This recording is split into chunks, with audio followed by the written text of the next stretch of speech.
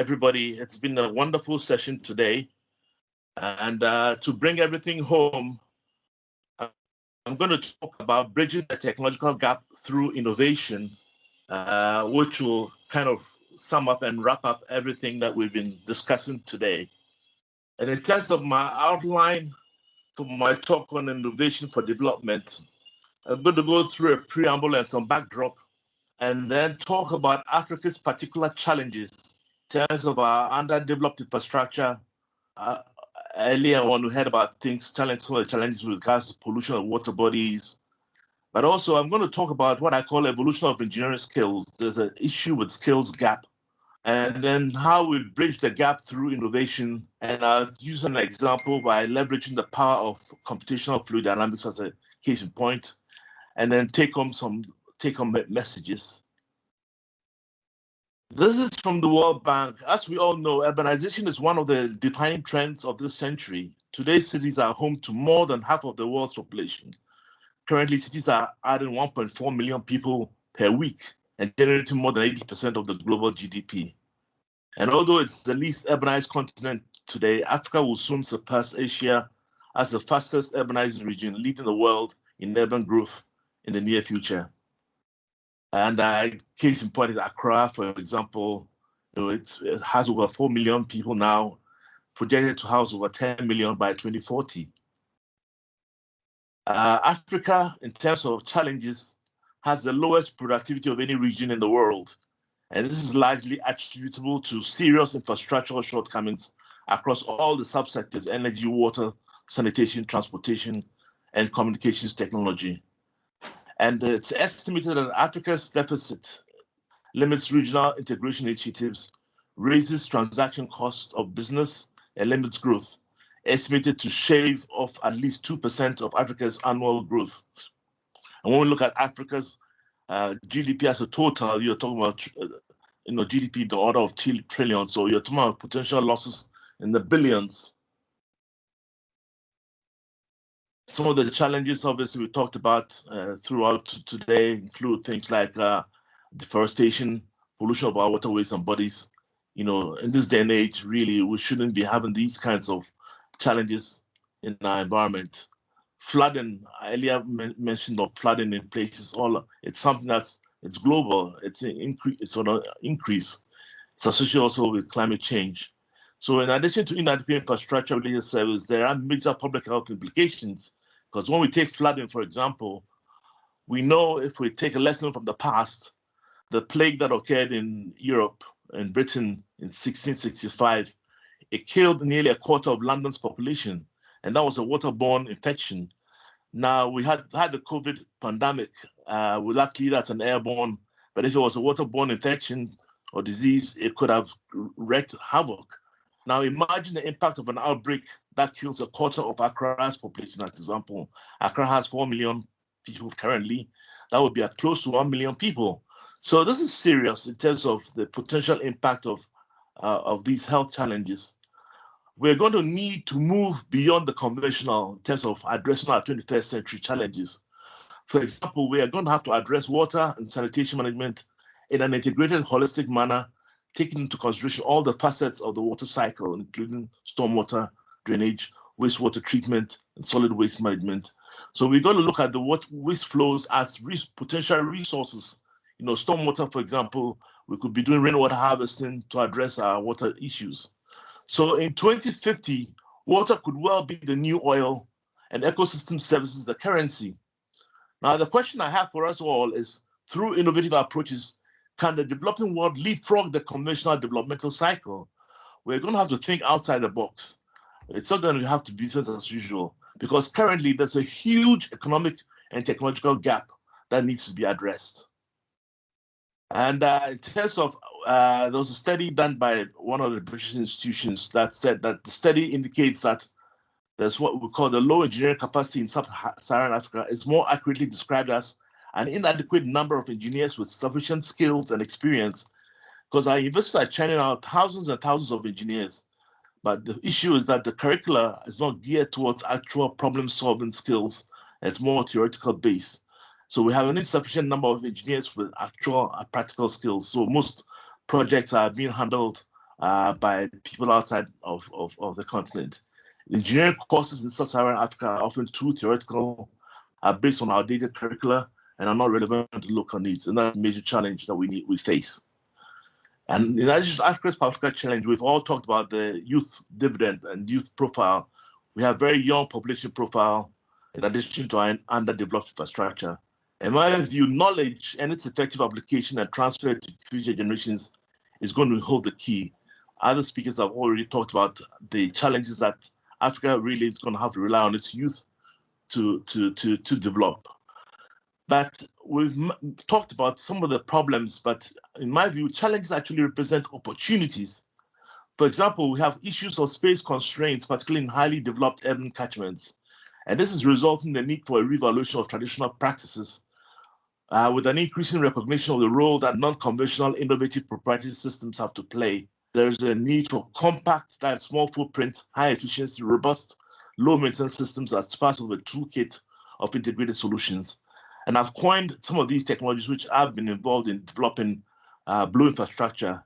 I'm not necessarily going to go into details of the technologies, but I'll highlight an example as I go along just to demonstrate what blue infrastructure is. But my talk is all about my leading premise is that we need to accelerate Africa's development by bridging the current technological gap and addressing infrastructural deficits through innovation. And Africa has a youth dividend that needs to be leveraged. And the way to achieve this is through disruptive, eco-sensitive technologies, which I term blue infrastructure. When we talk about disruptive technologies, for example, mobile telephony is an example of disruptive technology. If we're using the landlines, most people will still will not have access to telecommunications because the level of penetration will be very poor. But with mobile telephones, we're in the state where some people even have 2 or 3 mobile phones, and that's disrupted the telecommunications. It's also disrupted other industries like the camera and so on and so forth. Now, Africa is the continent of contrasts, but I believe that with improved know-how and more equitable distribution of wealth and true care for our fellow man, I believe we can address the infrastructural deficits, including water sanitation and environmental challenges faced. I come from a water background, so I have that kind of bias. For the 21st century, the challenge we face, in Europe, they have sewage systems that have helped address their public health challenges. Now, the question I have for us is, are we going to break the cycle of evolution of conventional systems and leverage innovations in technology? I believe we have no choice. That's the route we got to go, because business as usual won't hack it. What will happen if we continue without change? It's not dissimilar to the man on the branch with his chainsaw. It's a self-destruct. So business as usual isn't going to hack it. We're going to have to move beyond the conventional. So here I want to transition to talk about an example of how we can leverage the power of computational fluid dynamics to accelerate technological development based on some of my personal experiences. And I'll use a case example drawing from my experience in Hydro International, where I was a CTO. Now, typically, as a product or manufacturer of equipment company, supply company, you have your products that you develop with that. You have a test rig that you test the products to make sure that they are fit for purpose, and so on and so forth. This is an example of flow control test rig, an example of solid liquid separator test rig, where these test rigs where we could test things at near full scale. Part of the developmental cycle, typically when you're developing a product, can take up to 18 to 24 months. We also have pilot units that you take to the client site because these technologies were very innovative, and the industry is typically adverse to innovation. So they want to know whether this thing truly works. How do I know this is going to work? So you need these pilot units to demonstrate the efficacy of these systems. And now, obviously, as part of the product development, in addition to physical testing, you do pilot scale and prototype testing. When you develop a new product, you're going to take it to site and test it to see it's fit for purpose. And if it's not fit for purpose, you bring it back to your fabricator and you re-engineer it, refabricate it, and take it back to site. And that whole process can take you up to 18 to 24 months to develop a product. But in time, what we realized is that we entered into an era where we did what we call computational fluid dynamics, where you could actually model these systems on the computer numerically. And in time, we realized that these were very good rapid prototyping tools. When we started CFD, we just thought that there was going to be something that gave us is system A better than B, better than C. But as you see later on in time, we realized that these systems were actually mimicking reality.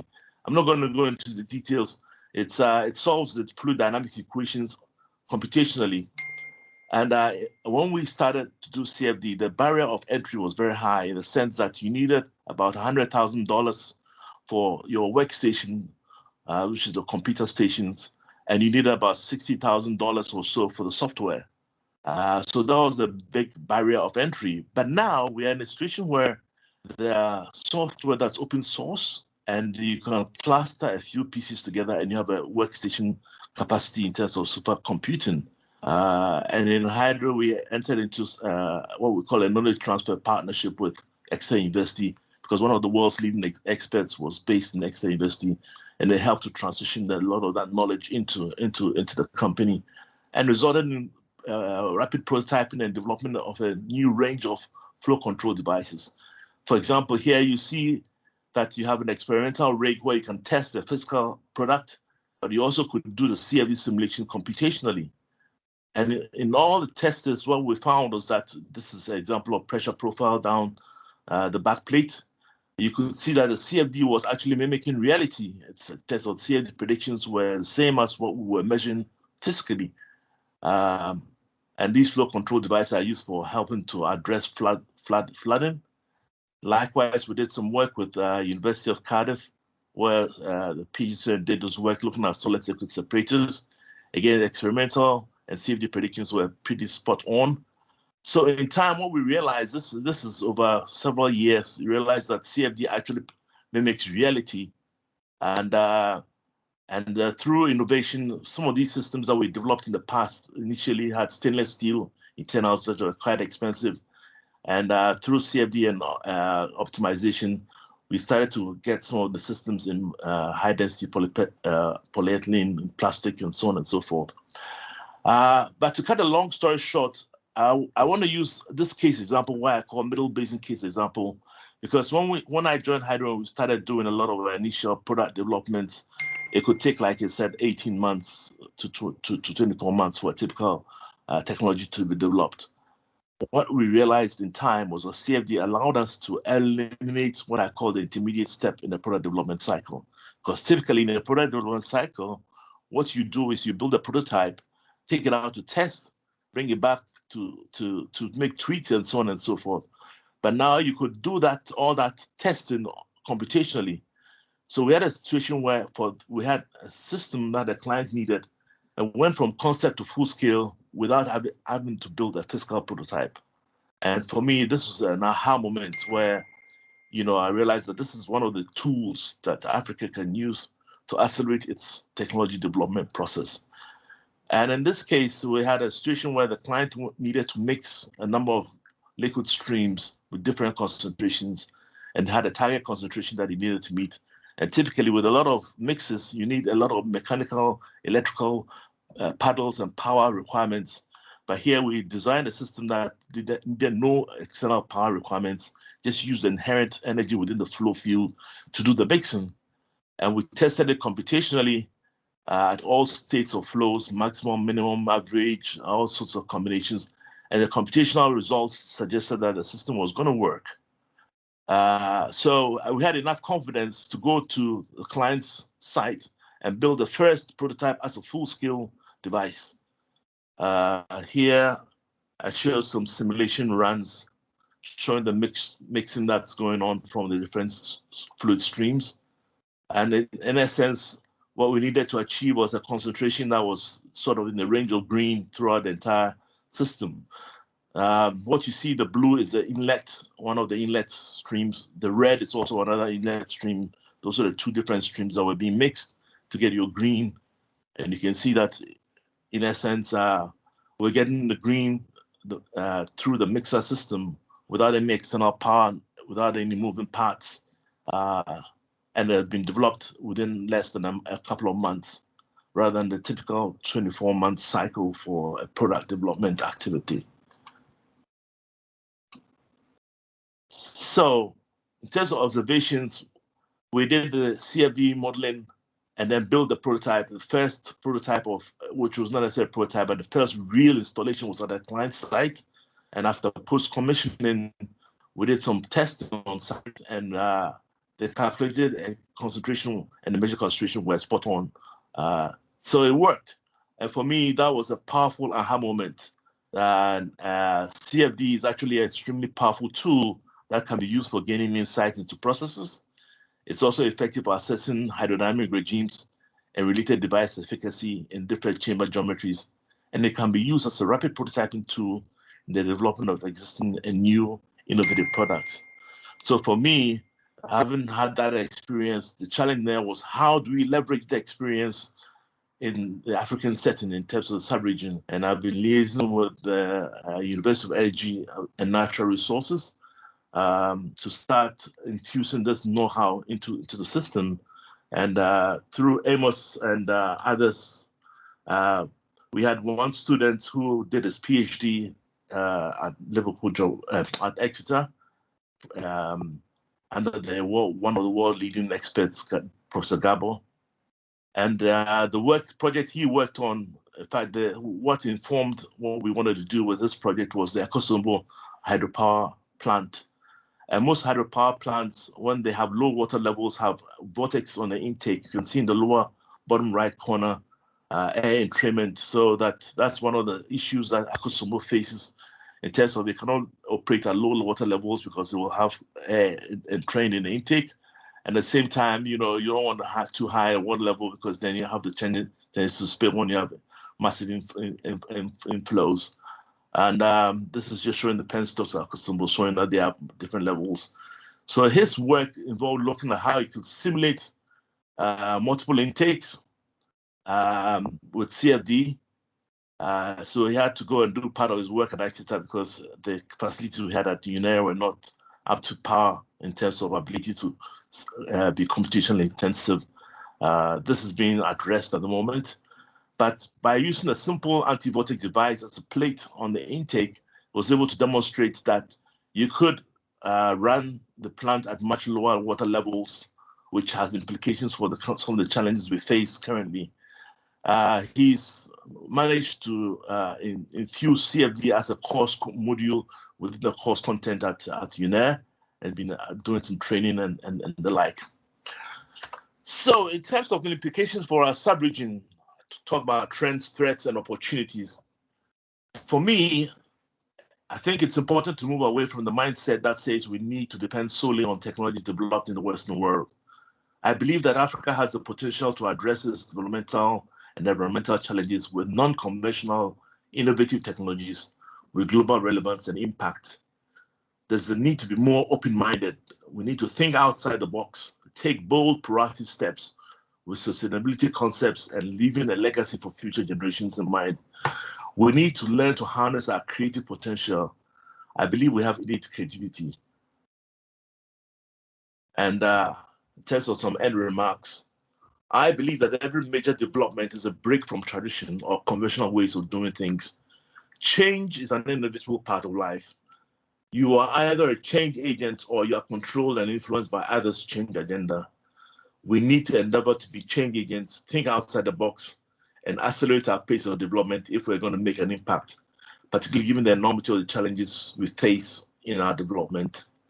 I believe the other thing we should not forget about is how we may look at leveraging what I call indigenous knowledge. Came across the system here, which is based off the cooler, using ceramics, and it's such that it's a double wall system which allows you to preserve a lot of vegetables. And so this can be further developed. So I believe that we should be looking at how we may have systems that are inspired by our heritage and champion African excellence through those kinds of routes. I also want to talk about this example of how entrepreneurial our African youth are.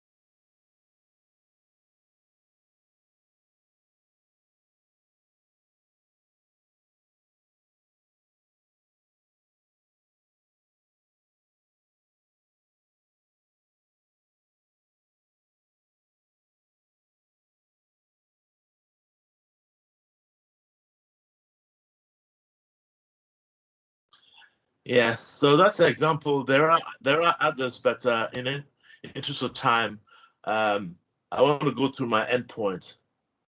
What is in store for this and future millennia? The future, I believe, depends on the choices we make today.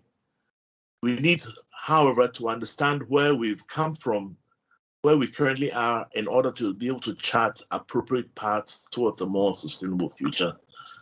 We have a number of choices. We have what I call individual and collective responsibilities. We're all in this game together.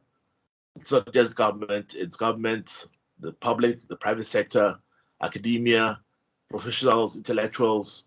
We all have a responsibility, and it's up to all of us to pull together in the same direction.